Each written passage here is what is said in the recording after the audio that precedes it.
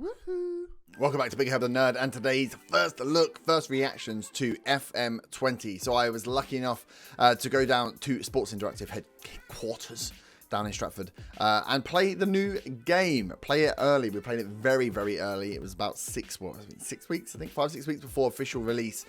So definitely playing an alpha version, a stable version. So anything we show you today, just to note, it will be changed, and there was a lot of bugs that we picked up during the day that had already been fixed in later versions. So what you see now will roughly look like what it gets, but it may be a little bit different, especially any bugs and stuff you see. Hashtag wait for the Curti FM versus Big Herb draft. Yeah.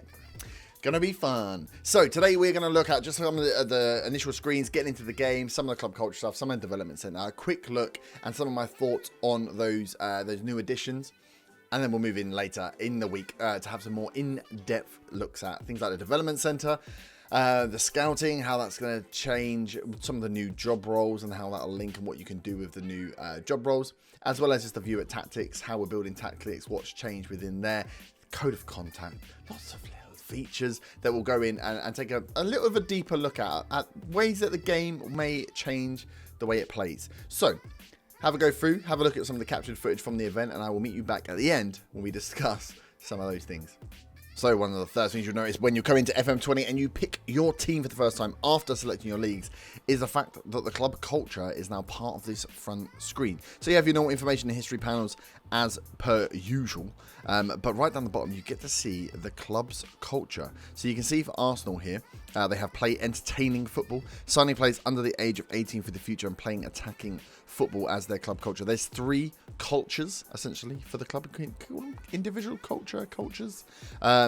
And each club will have different. You can have up to 5 or 6, I believe. If we then look at Watford, there's the sign players under the age of 23 for the first team, sign players under the age of 21 for the future, and do not sign players over the age of 32.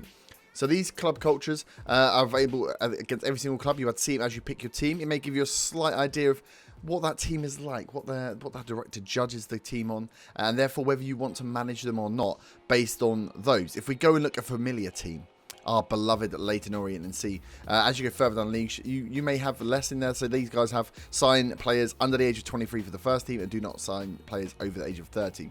So that culture will then lead into a slightly more detailed 5-year plan when you get into the game. Whether there's a link between these, I don't know. I do know what the Leyton Orient 5-year plan is. So if you're looking at a club culture that says signing players under the age of 23 for the first team, do not sign players over the age of 30, your likelihood is you're trying to bring players in, young players in, churn them, maybe make some money on them. That might be the club's philosophies that come after, or the club culture that bleeds into the 5-year plan then. Like I say, the club culture can have, they can have 1, they can have 2. You can see Salford here only has the 1, and it's about signing players under the age of 23 for the first team, so making sure you're not signing too many oldies. So then when you get in, you pick your Leyton Orient. I had to do that. I had to do my screen capture with Leyton Orient, didn't I? Who else could it be? Leyton Orient hire Big Herb. You see, you get this nice boardroom atmosphere. Same news messages you get before. I think this is part of them making it less email based and more. Although it's a lot of the same information provided, it's just providing a slightly different way to get you more involved, like being brought into the boardroom to be walked through by the chairman, rather than just feeling like an email that goes through. I imagine these sort of screens will be used as well. Nice touches with the kits and stuff on the wall as well. But these will be used more, especially I think there was a features drop around. Being told, being brought in when you get a manager of the month, or you get an award, rather than just being an email that you get brought into the board and get congratulated there. So you start with your kind of club background rather than asked for it. They just give it to you straight away. You see who your director of football is, who your assistant manager is, your media prediction, your reputation, the standard stuff, the club history, bits about the facilities as well, which is good. But like this is already once you've accepted the job. You then move on. The chairman gives you a rundown of your best team, your best 11, the players that are in at the moment. You can see. Go on the Orient. Old Makanov's in there now. And then moving on to the bit that we're all very excited about, the club culture. So this is then how the club vision, how the culture rolls into that 5-year plan. So you can see that we had a preferred importance of signing players under the age of 13, a desired, which is high up the scale. So do not sign players over the age of 30. The club really don't want you to sign players over the age of 30. You have a bit of leeway then on the under 23 one, but that's the vision. They're the ones you saw at the very beginning. Now that rolls into a 5-year plan. So the ones with the highest importance are required. You can't get rid of those. The ones that are favoured, later on you can have discussions to tweak and change them. And the more you the longer you're at a club and the more you stay with a club, the more influence you'll have over these, definitely these favoured ones rather than necessarily the required ones. So if we have a look, then how does it translate for Leyton Orient? Work within the wage budget. Fairly standard, but good to see there's a financial aspect in there. Sign players to sell a profit. This is kind of what I was hinting at. If you've got players, if your club culture sign players under the age of 23 for the first team, it means you want to buy good prospects and start playing them. You kind of want to buy those players knowing that you're going to turn a bit of money in them. You'll know last year with our Orient save, we did just that. But it's good to see now that worked out for us. That was what I did, and that is what the club chairman wanted. I can see that from the beginning. I know that if I'm signing these young players under 23, I'm not expecting them to get to 28, 29 in my team. I should be trying to sell them to make money. That's what the board want. That's part of our 5-year ongoing plan. So don't be annoyed when it happens, essentially. I like these ones here as well around contracts. Ongoing maximum 1-year contracts for players over the age of 32 and a minimum 2-year contracts for first team players. So saying if they're first team players, we want them on long contracts. That'll help the profit piece. We won't lose good prospects then because we've got them on long contracts. And also when they get older, we get them out of the club quickly. They don't want to hang on to the legends here. They want to get rid. So that's our ongoing plans. And if we have a look at the current season then, we need to reach the Sky Bet League 2 playoffs. That's our this season minimum. That's preferred. So we got a bit of leeway on that. We then have the Sky Bet League 2. Oh, we've got that on there twice. So that is a required competition aspect. That looks like a duplication. We'll see that down. This is an alpha version of the game. I should have said this before. So this is a version that does have some bugs and stuff in it too. It was a stablest version they had. Obviously, we were playing the game 3, maybe 5 weeks earlier than the release date, so there was a lot of work still going on. A lot of the bugs we picked up had already been picked up and fixed in later versions, but this is the most stable version. We had to showcase you, so this is an indication of how the game may be, but could be different when it gets to the final release. FA Cup, and we have reached the second round as a minimum. Carabao Cup, be competitive. Good, they don't really care about Carabao Cup. And then Big Herb, contract expires. End of current season. So I've got a season to sort myself out. The interesting bit then is how ambitious are the club? If you then start looking at future seasons, what do we have as our end of future season aspirations? And you can see for then Leyton Orient, just continue reaching the Sky Bet League 2 playoffs. So until because it's a preferred, I'm sure as you get into those seasons, depending on how you perform, it will then tweak and change some of these. But it's not like they want Orient to be pushing all the way through the leagues. We've not got a 4-5-year plan to be getting ourselves into the championship. So let that be known. Everyone that said my Vanarama National League to championship wasn't good enough. Look, they're not very ambitious. So yeah, continue reaching the Sky Bet League 2 playoffs. Likelihood these will change as you get into the season. You start to perform well, they'll start to change their ambition slightly. But it's not like we're saying you have to come in, you have to perform. I'm expecting you to get the championship in 3 or 4 years. So that's good to know. And there's less pressure on me coming into this Orient job. So this is a good view from the beginning. It is after you've already accepted the job. It'd be nice maybe to see some of these plans beforehand. But nobody's going to go around showing their 5-year plans to just candidates, are they? Anyone on the street. So this will be interesting to see what you can and can't do. And like I say, as you get into your first stage, you have a chance, like the philosophies, to go in and discuss and add or remove something if you wanted to. As you move on, then you have the next stage. This is something we've seen before, but the scouting introduction, all the different schedules that your assistant would ordinarily ask you if you can ask to be sent them all today, or have them fall through when they normally should fall through. Just inductions and things like that. I think if you go onto experience mode, you'll be able to get rid of a lot of the inductions. Obviously, nothing in here too new via the development center. You'll obviously want to have a look at that and make sure you get yourself a little induction on what's going on there. Tactics and team reports are always good because there's always slight tweaks within those as well. And anything that may be going on. So these inductions will help you walk through any changes to the game. If you are a new player, if you are a seasoned player, sometimes it's worth running through because buttons do move. We found lots of buttons had moved slightly and bits had been collaborated together, but not much to show here. Very simple, but keeps it all in one space, easy to deal with and easy to get into the game then. And then last but not least, a very tiny little bit as part of, this is all part of the chairman's meeting. Do you want to schedule your press conference? Do you want to arrange squad friendly? And do you want us to send us the report? So all stuff, again, we've seen before, but it's in a slightly different guise. As your first stage, you go into the boardroom, you sit with Nigel Travis, the chairman, and he gives you the lowdown. And then we're into the actual game. I mean, the game looks like the game, right? It looks like FM. The skin hasn't changed. We've still got the purple in there. Love it or hate it. I don't mind it, to be fair. I think the purple and red goes quite well. But what it's done is it's tidied up your initial inbox then. Instead of going through all of those screens as emails, you've done them all pre-hand. You're now in the game. This is it. You are ready to go. You have your usual inductions, your tactics inductions, training inductions. And then one more new thing. The code of conduct. Well, this was quite good. And I did this quickly and tweaked around with stuff. You can set straight away.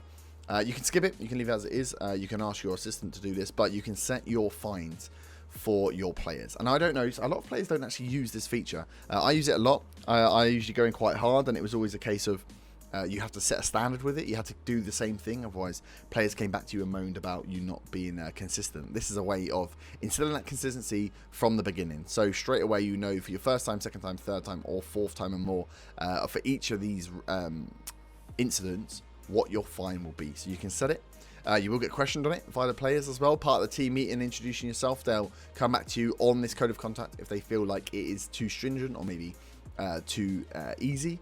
Obviously, mine's always too stringent. I went straight in for additional bans, as you can see, ticking them all up. But it's a nice little quality of life thing. Instead of after each game having to go in, hit fine, okay, it's 2 weeks because you got sent off. Actually, you can set it here, and it's very clear, and you set it out for all the players to see. It's almost better because you're setting it out up front rather than surprising the players. So you can have the meeting with them and say, look, it shouldn't affect you if you don't do it, so don't do it. Here we go.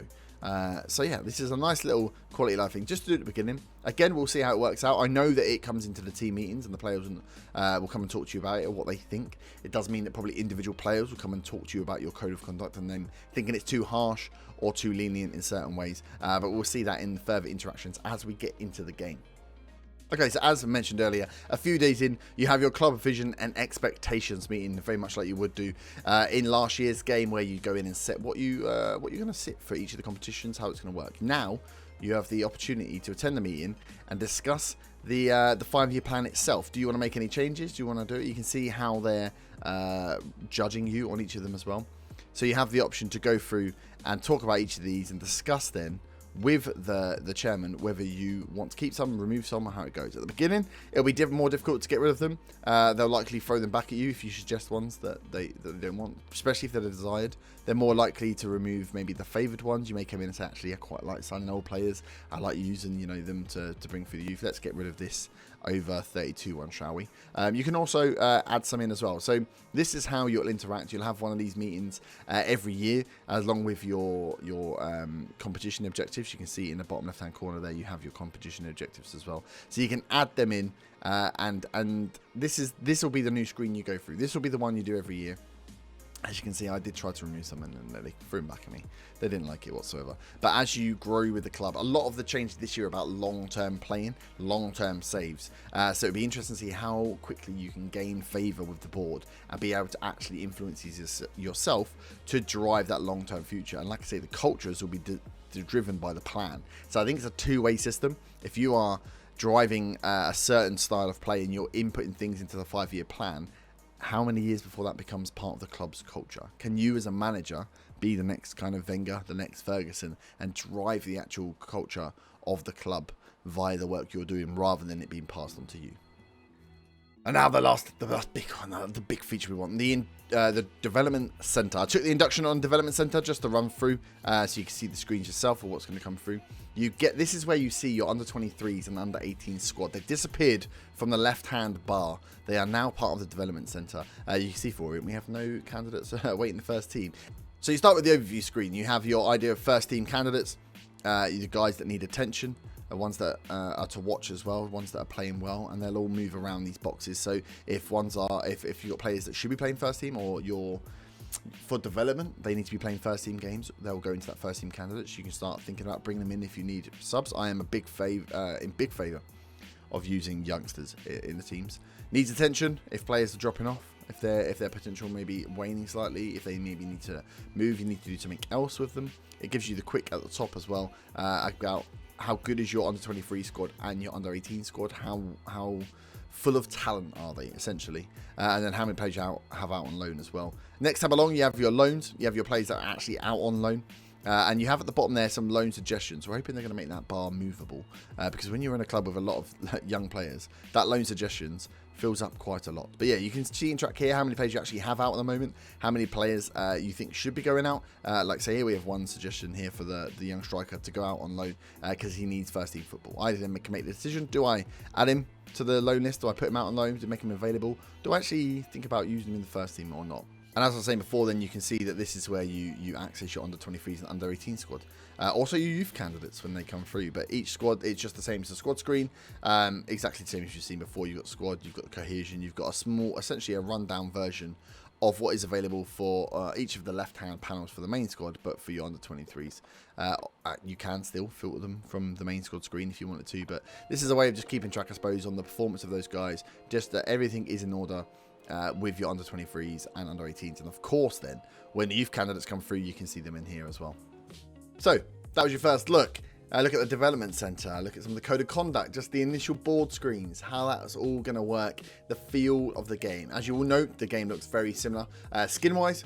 There's no plans on the skin changes there, and a lot of the features they've added are for longer term play. They're key graph, their box for the features to sit in, as they were explaining to us at Sports Interactive, was that it's about long-term play. It's about looking at the long-term vision of the club and getting yourself embedded there. So the playtime pathways, the looking at the club vision, looking at the 5-year plans, all of that, you'll get into a season or two into the game. A lot of it at the beginning will be there, but it will be what you do in your first season, your first 6 months to enact it. Also really helpful about seeing the club. I really love the vision, I really love the 5-year stuff, that you will have to drive that yourself. You have to work against it. You can see before with a bit in the cultures how much the chairman's involved. If you've got less cultures in there, it's kind of a club that's a little bit not bland, but it's there for your molding. If you've got one that's got 6 or 7 cultures, that is a club that's got very ingrained philosophies. You're not going to be able to make too much of a difference early on there. That's going to be a longer term goal. So interesting to see how that then plays out into the 5-year plans. Good knowing up front that your club's a selling club. I mean, how many times do we get annoyed because our board come in and swipe players away that we want to keep? If you're signing up to a 5-year plan that says that we want to make profit from players, you're going to have to make profit from players. You just need to know it up front. You can then work with the club to change that if you want to change it and go through there. So I think it's about getting into the stories, but also there's so many little quality of life changes.